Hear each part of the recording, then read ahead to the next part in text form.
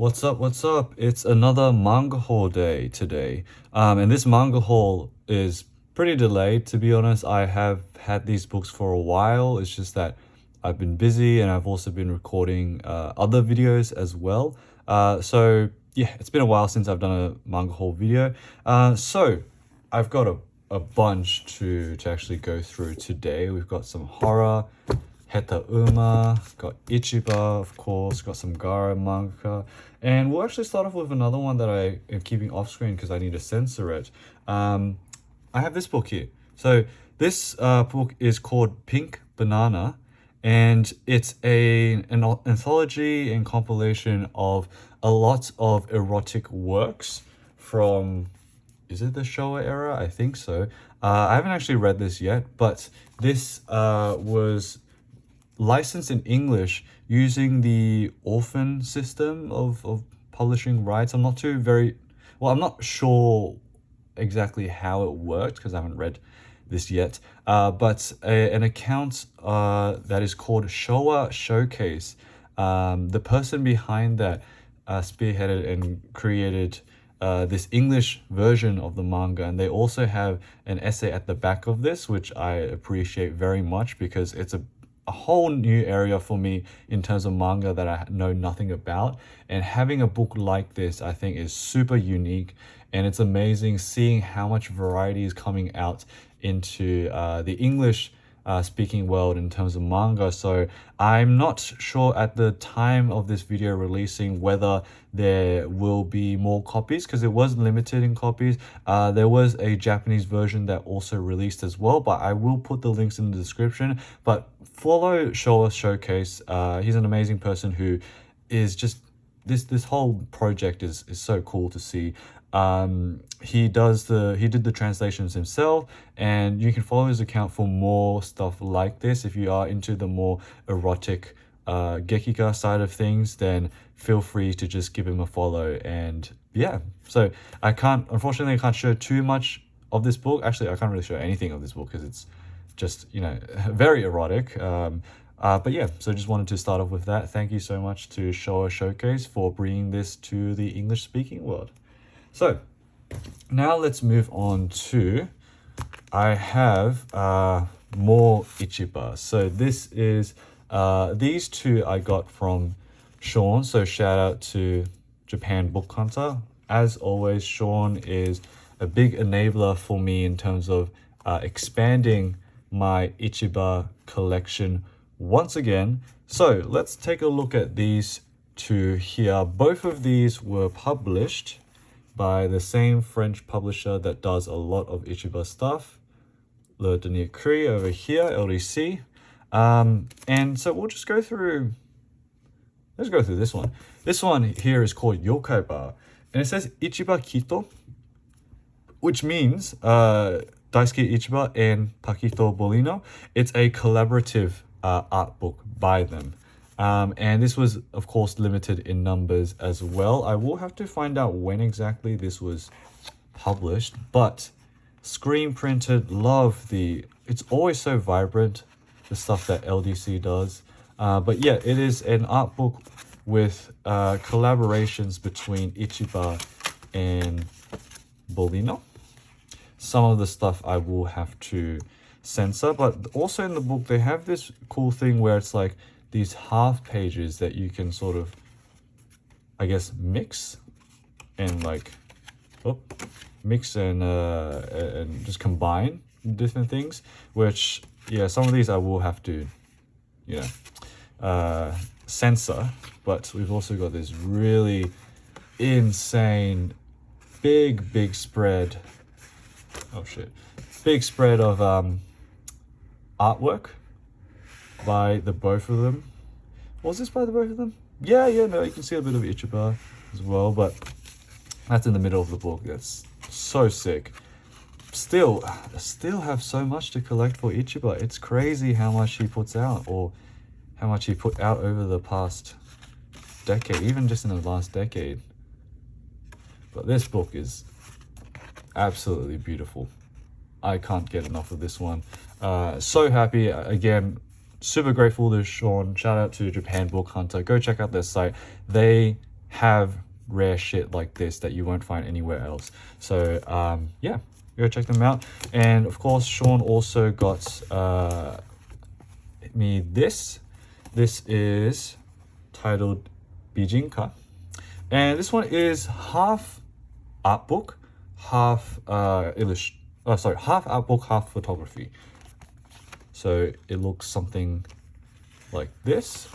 You've got illustrations on one side and red tinted photography on the other side, because of course Ichiba does do photography, still does do photography. Sometimes you can find on his website or his social media, he like putting out expression of interest for being a model for some of his photos.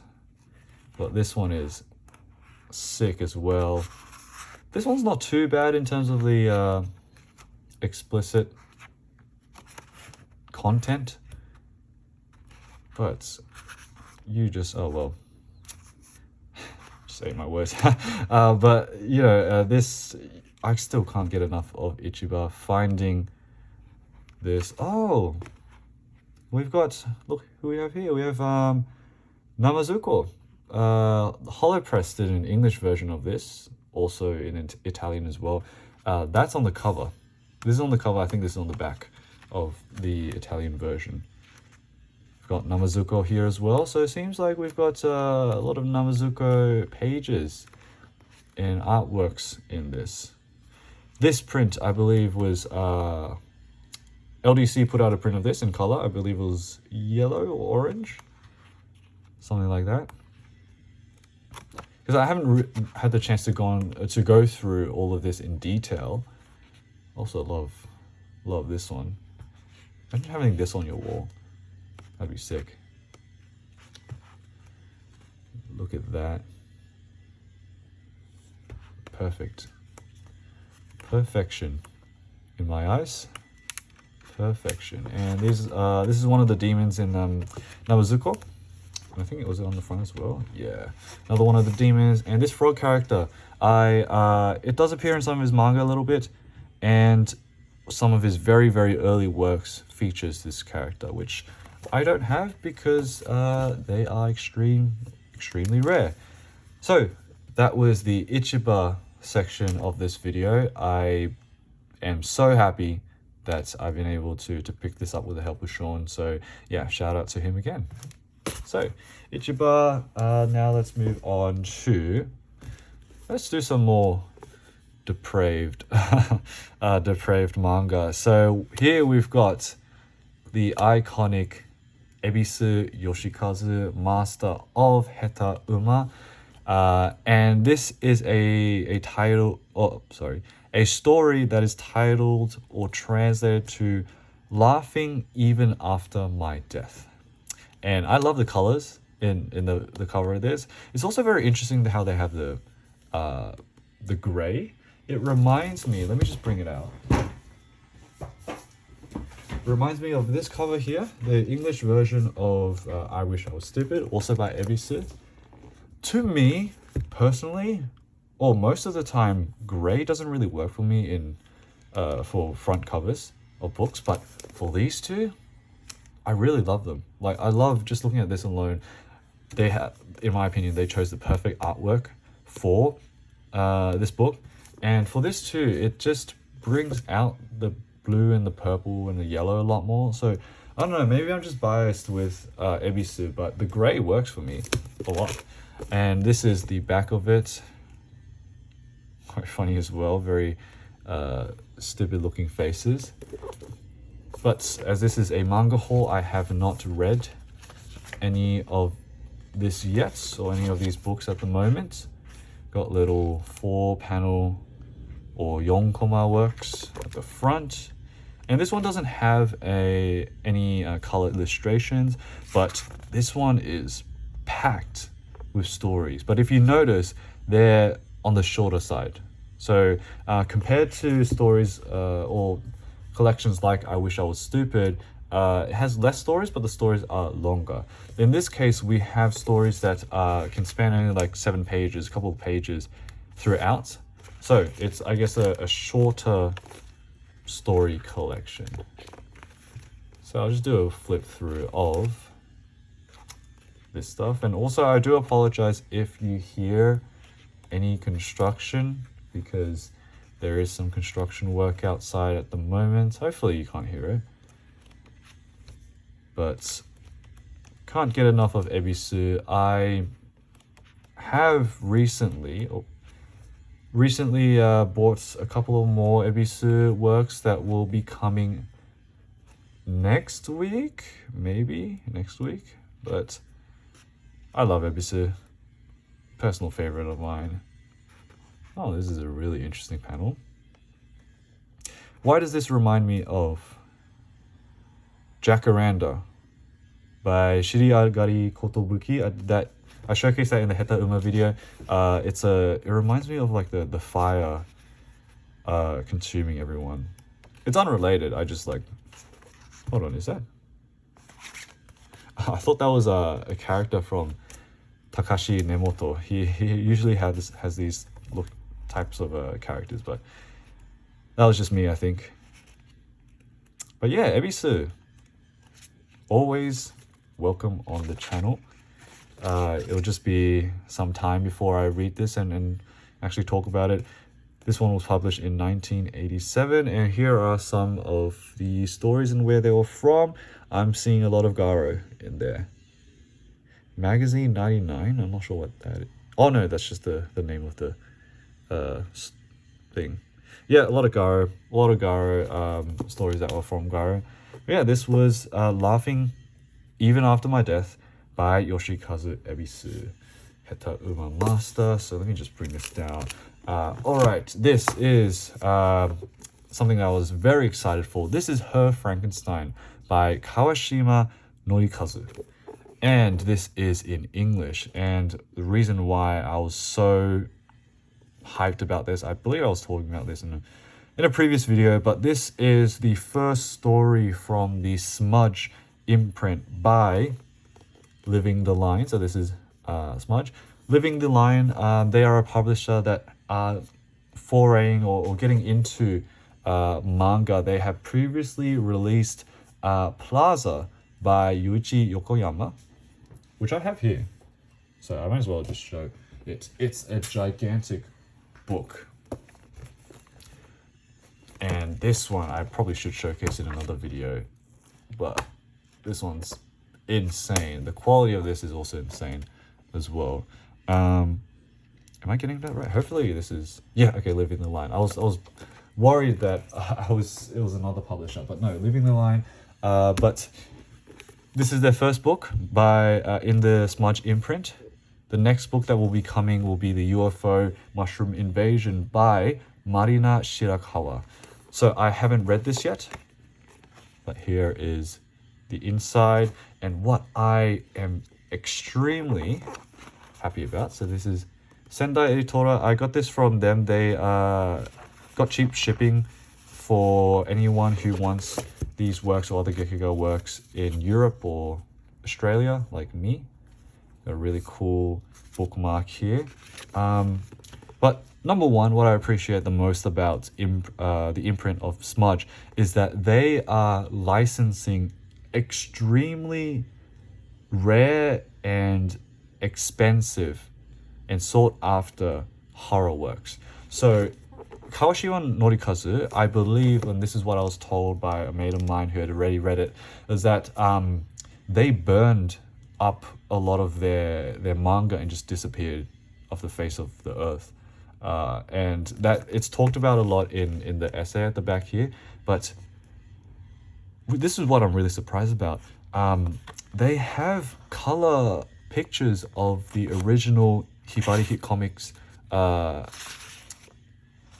covers, which like I'm so happy about, because you know I love shoujo horror. I love how vibrant the covers are. You know, this is one for example, and just seeing the original Norikazu like covers from extremely rare books is amazing just to see in this manga.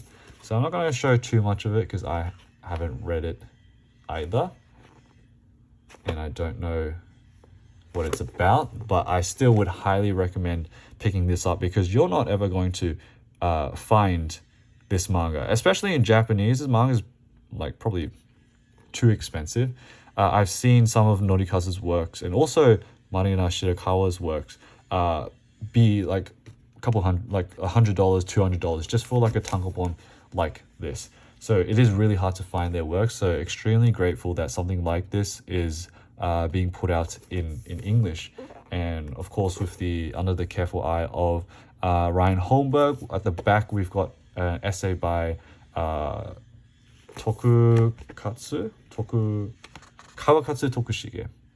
So he has published manga himself, and he does. He's like also like a comics historian too. So yeah, her Frankenstein. Very excited to get into this. And I know it was actually reprinted in Japanese, her Frankenstein, but her other works, sorry, not her other works, his other works are extremely hard to find. So yeah, let's move on to, let me just move this across, chuck this back in here. Okay. Let's move on to this manga here. Also, I picked this up from Sean at Japan Book Hunter as well. This one is titled The Day My Feet Reached the Pedals by Mitsuhiko Yoshida, who was a contributor to Garo. And the reason I have a Garo issue here is because this cover was done by Yoshida. So that's just an example. This one also I got from Japan Book Hunter. So big shout outs to them, of course. But yeah, this is just an example of one of the covers they did. This is a 1994 May issue. But we're not going to go through the Garo issue today. We're going to go through, or I'm just going to show off this haul of his manga, his tankobon. And this is the inside of it, so there's no illustration there. But there is a cool fold out color page, which is nice, and there's nothing on the back, so just this here. I really love the art of Yoshida. I have not read any works by them yet, actually. A lot of the Garo issues I have do have their chapters and their one-shots, but I have not read them yet because they do come later on, I believe. You know, this is a 94 issue. I am reading the earlier issues right now, stuck in the 60s, the 70s. And I do plan to do a video. I have I believe it was the 3rd Garo issue ever made, and also the 6th, which is, I'll probably make a video on them sometime, because the early issues are really cool. Well, it's just cool just having something so old and something so, from a series that is so monumental, you know, Komuiden, from a magazine that is so monumental as well. But yeah, in terms of Yoshida, very much love their art style. I'm not familiar with the types of stories that they do. This here is very reminiscent of Maruo Suehiro's character designs, actually. But yeah, I'm not too sure entirely what type of stories they do. Maybe like, doesn't look like Guro. Not too sure what... oh yeah, this, I actually did want to show this off. I saw this in a Garo issue before. I might have shown it on the channel, but this, I love this like panel so much. It's, I don't know what is going on, but just the whole, I don't know how to describe it, just the unnatural feeling of having a TB bleed is something that just, I'm just so in love with. But yeah, it's I do really want to get into this book here. I do have another book by Yoshida. Should I show it off now? Yeah, might as well actually. Let me go find it. It is, where's, oh, here we go. Right, I got it here. This one is another tankobon. Unfortunately, Yoshida hasn't released that many tankobon in his career. Maybe 3 or 4 of them. But this one is called The Endless Puzzle, also by Mitsuhiko Yoshida. Here is the inside. And let me just...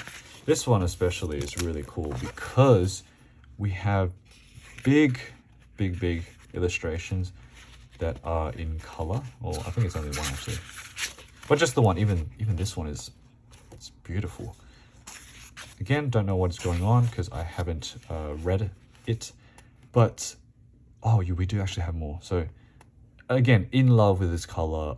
It does remind me of the colors that Seiichi Hayashi uses, I think. Like, with how vibrant it is. And also, like another teaser, I picked up two really cool Seiichi Hayashi books. One of them is an art book. One of them is like a manga that I will show off in another video. They're big books too, so I'm very happy about that. But tons of color. Oh shit! Okay, gotta censor that. Tons of color illustrations in the first story, so that's pretty sick. But yeah, I'll just flip through the rest of them. It's also another short story collection, I believe. Okay, this one's looking a lot more explicit. And what is this?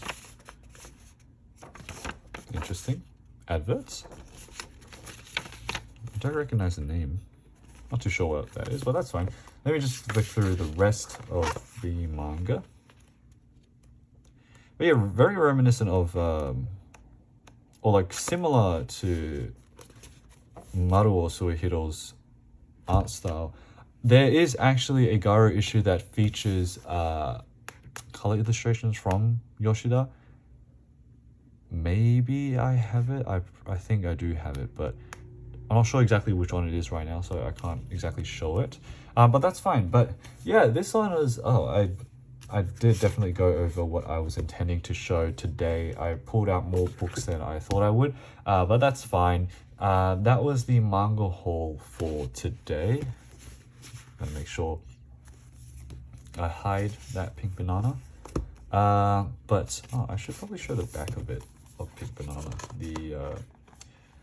This is some like a little summary of it. Credits.